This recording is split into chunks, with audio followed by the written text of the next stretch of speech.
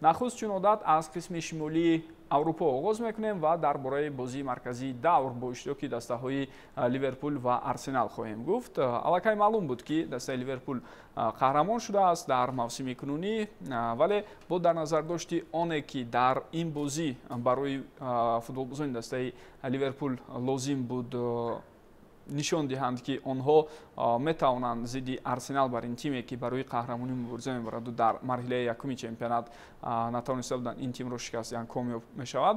ҳамин гуна бозиро мо аз сӯи шогирдони Арне Слот дидем, онҳо бо ҳисоби 2-0 пешсаф буданд, аммо дар охир омада бартарии худро ҳифз накарданд.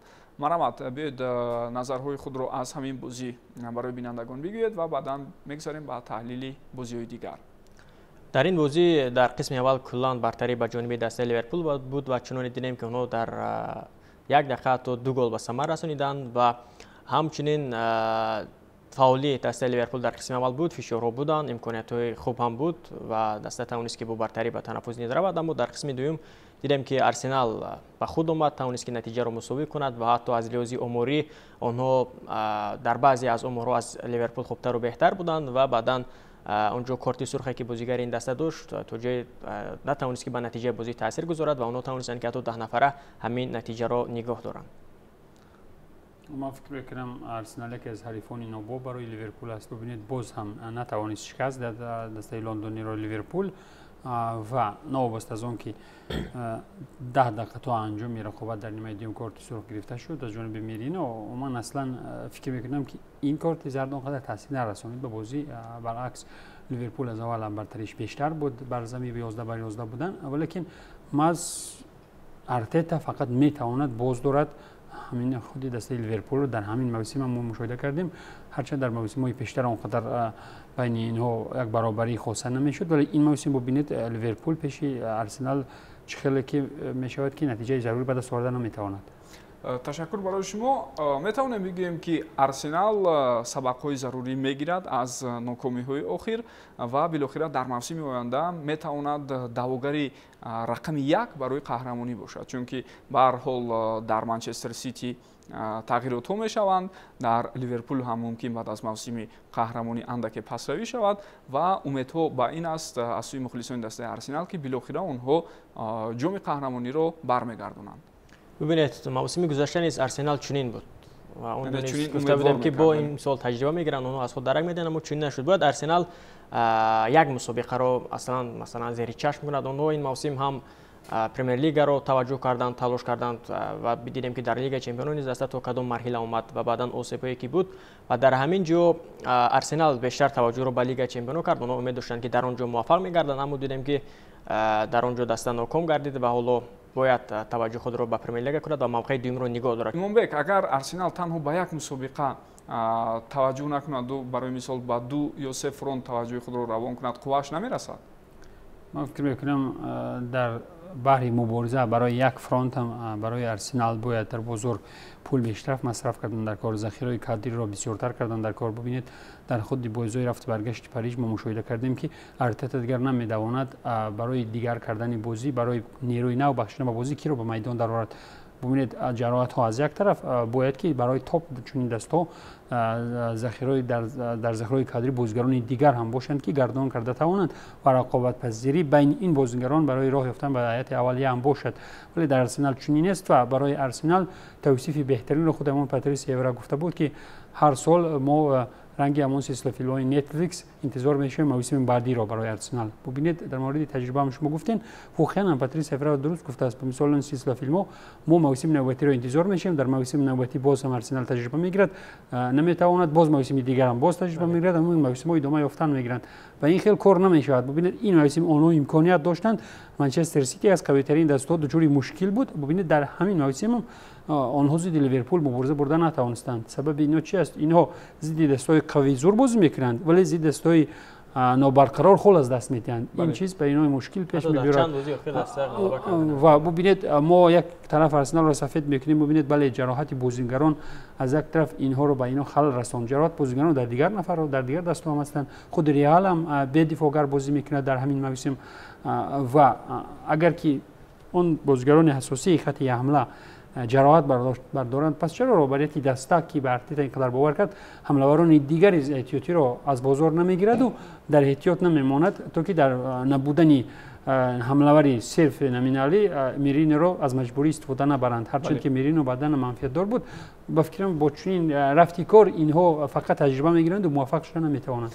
تشکر. تنها یک نکته رو میخواستم اشاره کنم که میکل ارتتا بعد از اون که هفته گذشته لیورپول قهرمان انگلیس شد، گویم یک نوع کنایه آمیز بعد از لیورپول اشاره کرد که ما با همین مقدار امتیاز در موسم گذشته تنها دوم شدیم. اما باید فراموش نکنیم لیورپول موسم های بود که 97 امتیاز گرفت، لیگ چمپیون شد نتوانست. اینجا سخن درباره اون نمیرود که تفاوت امتیازی بین لیورپول و آرسنال چگونه است در موسم کنونی. سخن درباره اون میرود که دسته لیورپول از شرایطی که با وجود آمده بود در همین موسم پرمیر لیگ، از اون ناکامی‌هایی که دسته‌های دیگری مقتدر داشتند ثمراناک استفاده برد و باری 20 قهرمان انگلیس شد.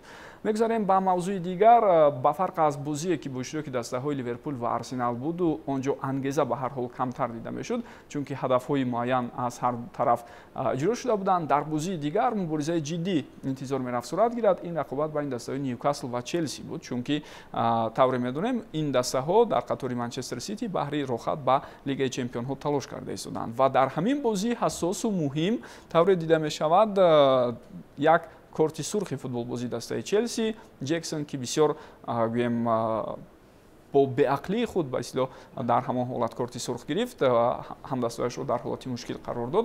باعث بر آن می‌شود که چلسی در این پایگاه اندک خفا ماند و مس نیوکاسل 2-0 پیروزی به دست آورد. می‌خواستم راجع به این بازی هم اندیشه خود رو بگوید.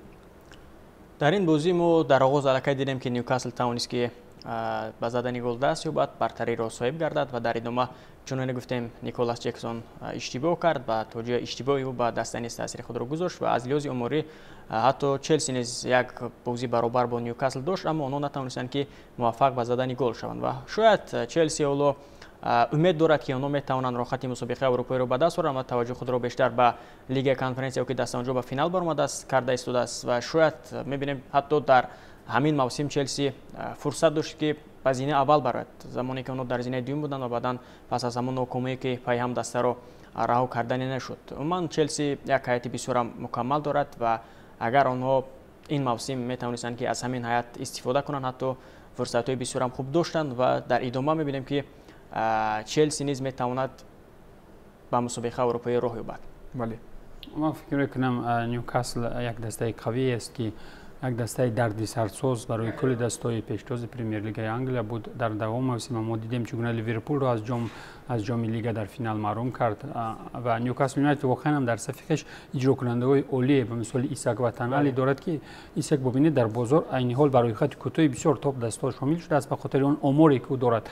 و چلسی من به فکرم اینجا در قیاس به آرسنال اینها محدودیت انتخابی ندارند، اینها 300 بازیگر دارند و میخواهند از بازار دیل نفران بیارند. اینجا به فکرم گپ در سری خود مربی هم هست که اون میتواند کی رو در وقت ضروری به میدان دارد و کی رو در هیئت اولیه جای دهد. ببینید اینقدر انتخاب های دارد که این مربی وقتی که با لستر چمپیون شد در چمپیونشیپ و با یک انگیزه بلند آمد تا نیمه اولی موسم ما میگفتیم که چلسی چمپیون هم شده میتواند، ولی بعدا ببینید کریزیس پای هم سر شدند، خول از دست سر شدند و خود مریض کم یک بار خود اعتراف کرده بود که ما به چمپیونی آماده نیستیم. نه خود یا مربی توپ دست امیخه در سخن رو خود از زبان برآورد و بعد این البته از جهت روانی و از جهت پسیکولوژی هم تاثیر میکند بر رفت نتیجه بازیگران. او برعکس باید میگفت که ما میتوانیم تا آخر برای قهرمانی مبارزه ببریم، کوشش میکنیم. وقتی که مربی این سخنان رو گفت بعد نه از آمارای پالمر درک اومد و بعدن چنین اشتباهات جکسون میشه و در این بازی الایده البته یک